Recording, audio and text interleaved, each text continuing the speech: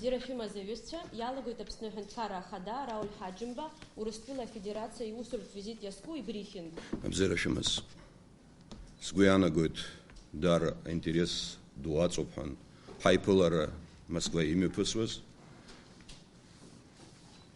Издыруеит хымԥада азҵаарақәа ишәымоу уи аҭагылазаашьа ишазку. Убри азыҳәан ҳалацәажәарц сҭахуп. Азҵаарақәа уаҟагь иқәгылаз, араҟагь ҳажәлар ирдырран иахәҭоу. Бжеиҳара ҳарҭ ҳаиԥылараҟны абри азҵаарақәа зызкыз, ҳарҭ ҳшәарҭадаратә ҭагылазаашьа, аекономикатә, афинанстә цхыраара, рызегь абарҭ азҵаарақәа рыӡбараҟны Урыстәылеи ҳареи ҳшеизыҟоу, ҳшазыхиоу абарҭ азҵаарақәа рыӡбараҿы. Дорогие коллеги, предваряя ваши вопросы, я хочу кратко рассказать об итогах встречи с президентом Российской Федерации Владимиром Владимировичем Путиным. Прежде всего, нами был отмечен повышающийся уровень взаимодействия наших государств в аспекте реализации договора о союзничестве и стратегическом партнерстве. Уже, вы знаете, видите, начался процесс выплаты повышенных пенсий. В ближайшее время будут реализованы положения соглашения о повышении заработной платы отдельным категориям бюджетников. Президент России с большим вниманием и личной заинтересованностью относится к развитию равноправного российско-абхазского сотрудничества, что им особо было подчеркнуто в ходе разговора, который продлился более часа. Те шаги, которые принимаются нами в плане расширения наших собственных экономических возможностей, также нашли поддержку со стороны Владимира Владимировича. Абхазия небольшая страна, но она может играть важную роль в регионе в качестве союзника России. Поэтому мы должны твердо стоять на ногах, и Россия готова оказывать нам всестороннюю помощь. Я неоднократно говорил, нам нужно научиться работать. Работать в поте лица, зарабатывать свои собственные финансовые возможности, которые позволят нам быть государством. Если говорить о конкретике, то Владимир Владимирович в ходе нашего обстоятельного разговора дал ряд важных для Абхазии поручений руководителям различных ведомств. Они касаются, в частности, снятия с Абхазии обременений, связанных с железнодорожным кредитом, качественного повышения возможностей нашей банковской системы по кредитованию реальной экономики. Речь идет о докапитализации нашего банка в сумме порядка 2 миллиардов рублей.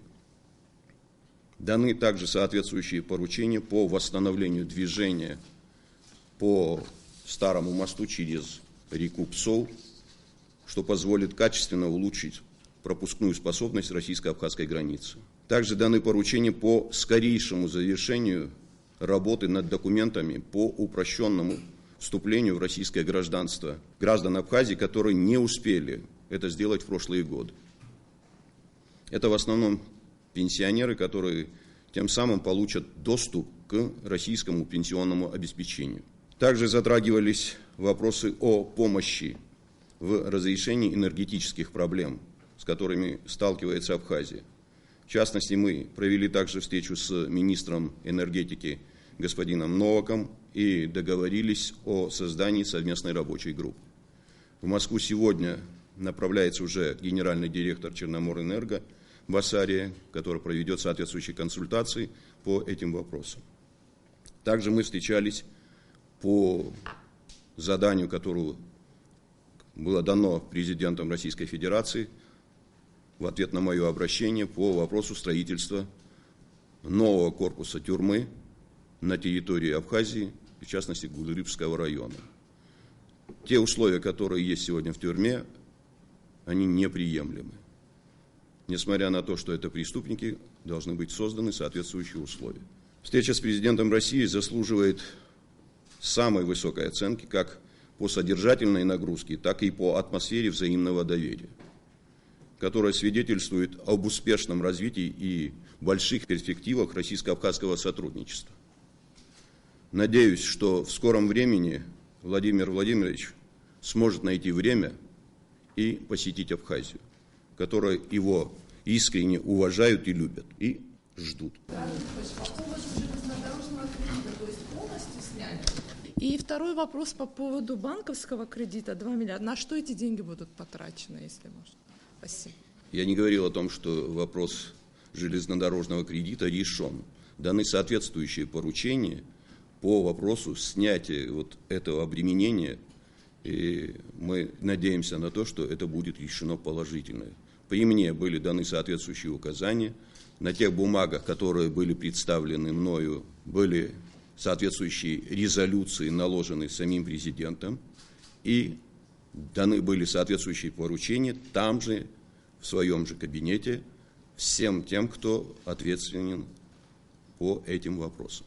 Что касается дополнительных этих средств, конечно, это будет нацелено на развитие нашей экономики. Если таковая задача будет решена, то мы должны думать о создании условий развития нашей экономики.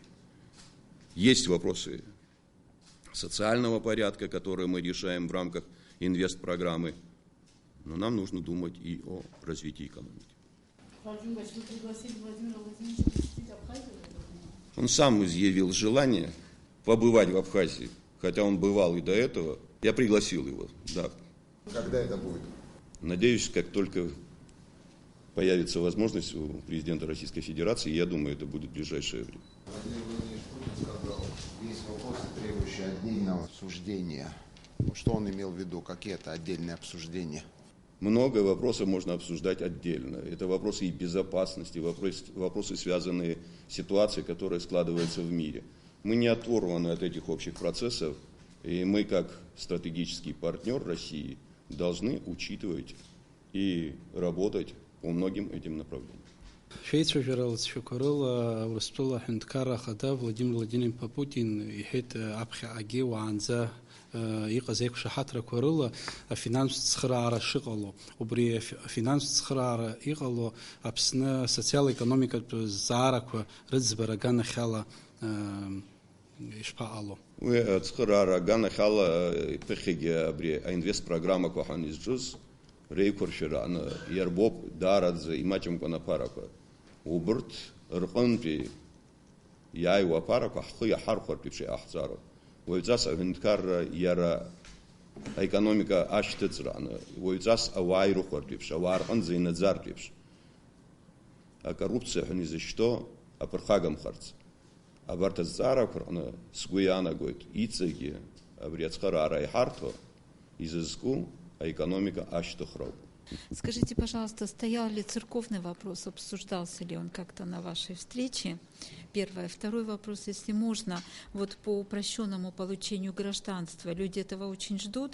Если вы можете сказать им что-то конкретное, да, вот, может быть, о сроках, может быть, как вообще поконкретнее, что, о чем, на что было дано согласие.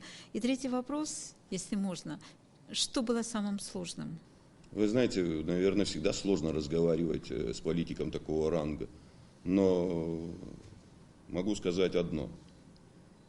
Интересы нашего государства важнее, чем некоторые даже представляют, и как их преподносят.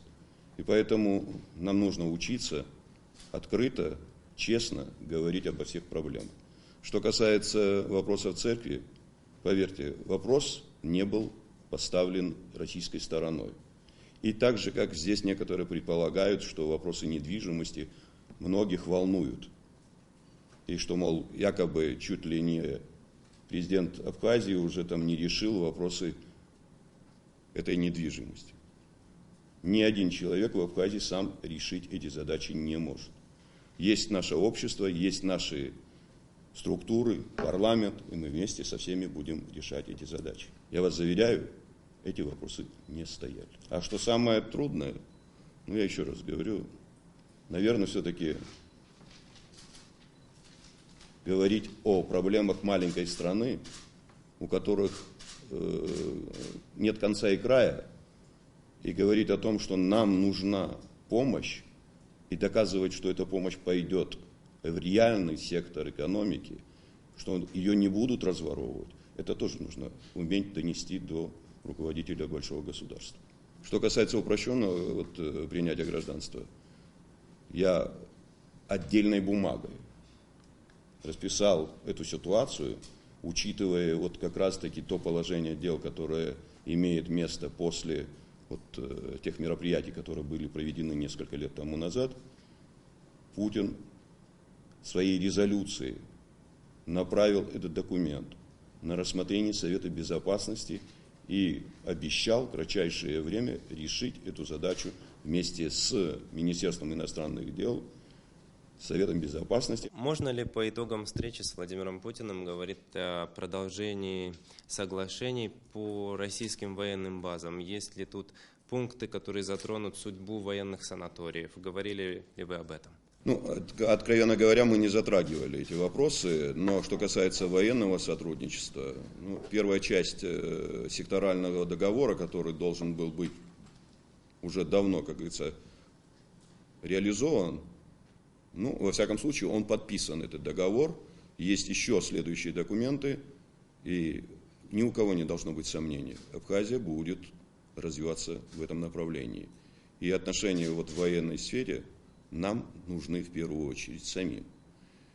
Что касается санаториев военных, мы об этом говорили уже с представителями Министерства обороны, они были здесь, и первые шаги уже сделаны в части, касающейся правовых документов. Речь идет о возможности начала работ по основным документам, которые будут уже регулировать эти отношения, в части, касающейся МВО. По ПВО предлагается после 2017 года. Так что вопросы эти решаются.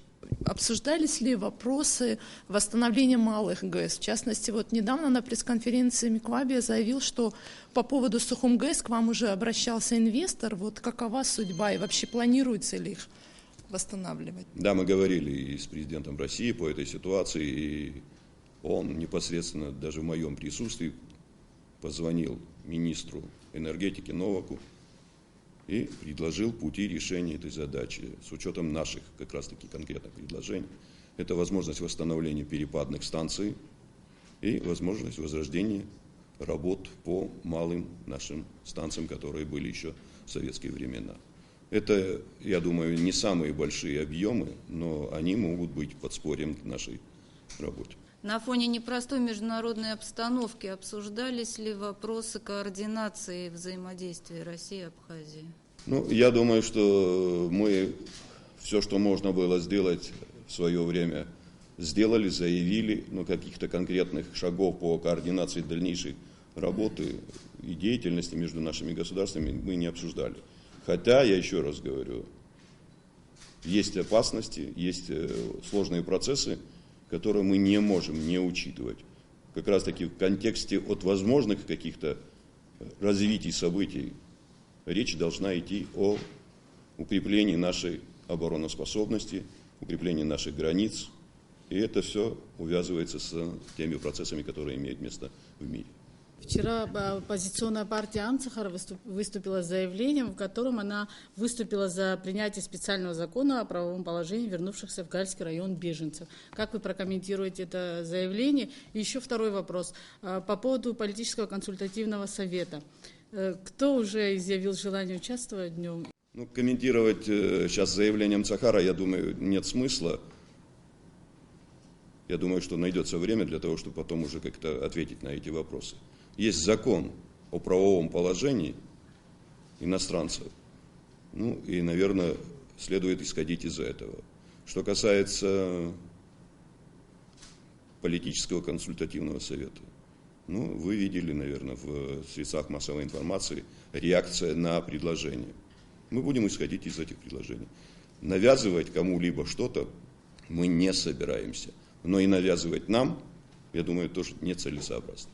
Рауль Джункович, если можно, вот что будет с Ингургэс, если это обсуждалось, если можно? И второй вопрос, это, если можно, по тюрьме вообще, что именно пообещали, какую помощь? Ну, что касается Ингургэса, я думаю, что здесь, хотим мы этого или не хотим, вы сами, журналисты, видели ту ситуацию, которая складывалась на плотине. От нас одних самих не зависит все то, что происходит в природе. И, к сожалению, я еще раз говорю, мы взаимосвязаны по этим вопросам, и решать приходится, учитывая вот эти ситуации, которые сложились уже не в первый год это происходит. Что касается, поднимался ли этот вопрос там, не поднимался. Мы говорили о общей ситуации в энергетике и возможности решения этих задач в контексте взаимодействия с российской стороной. Что касается тюрьмы, я еще раз повторяю, тюрьма будет строиться, нам будут в этом вопросе помогать, и будет строиться на территории Абхазии, в Гулерипском районе, и я и сейчас предлагаю, храм должен быть свободным от нахождения там этой тюрьмы. Храм и тюрьма несовместимы. В прошлом году инвестиционные поступления в Абхазию не пришли в полном объеме. А есть ли надежда, что в этом году все-таки действительно все поступит так, как и планировалось? Уже не только надежда, а уже есть реальные, как говорится, поступления. Начались работы по дорогам, есть уже проекты самих документов, которые уже практически наполняются содержательной частью, то есть финансируются. Это вопросы по кровле, по подвальным помещениям и водопроводам. Вы говорили, что абхазская сторона заинтересована в создании более комфортных условий прохождения российско-абхазской границы. Как и в прошлом году, мы, надеюсь, сумеем договориться, и российская сторона предпримет усилия для того, чтобы улучшить качество работ и усилить количественным штатом, необходимым для того, чтобы эти работы проводились быстро и оперативно. Российская сторона это доказала в прошлом году. Суточные бывали, как говорится, нормы прохождения людей достигали до 60 тысяч человек. И практически особых заторов на границе в прошлом году не было. Что касается возможности введения в работу старого моста, я думаю, что это тоже дополнительной будет возможностью снять нагрузки на тот новый мост, который сейчас объединяет и проезжую, и пешеходную часть. Если мы их разделим, то это будет более быстрым потоком и для транспорта, и для пешеходов.